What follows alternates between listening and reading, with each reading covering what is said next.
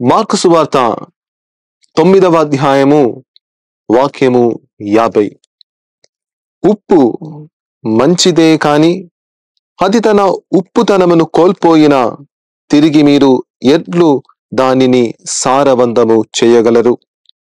కావున మీరు ఉప్పుదనమును కరిగి ఒకరితో ఒకరు సమాధానముతో ఉండుడు. ప్రియులారా, యేసుప్రభువు అంటున్నారు, ఉప్పుతనమును కోల్పోకుండా ఒకరితో ఒకరు సమాధానముతో మీరు నివసించాలి, జీవించాలి అని. అసలు ఈ ఉప్పుదనం అంటే ఏమిటి? ఉప్పుదనము కలిగి ఉండడం అంటే ఏమిటి? ఉప్పుదనము ఏమిటంటే యేసు ప్రభువులాగా జీవించడమే. యేసు ప్రభువు ప్రేమించినట్లు, యేసు ప్రభువు ఇతరులను క్షమించినట్లు, యేసు ప్రభువు ఎలాగైతే ఇతరుల మేలును కోరినట్లు మనము జీవించినప్పుడు మనము కూడా ఉప్పుదనము కలిగి ఉన్న వారులుగా మారుతాము.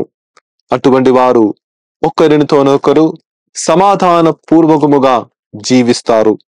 అలాగే ఉప్పుదనముతో యేసయ్యను సొంతం చేసుకొని జీవించుటకు మనం ప్రయత్నిస్తాం.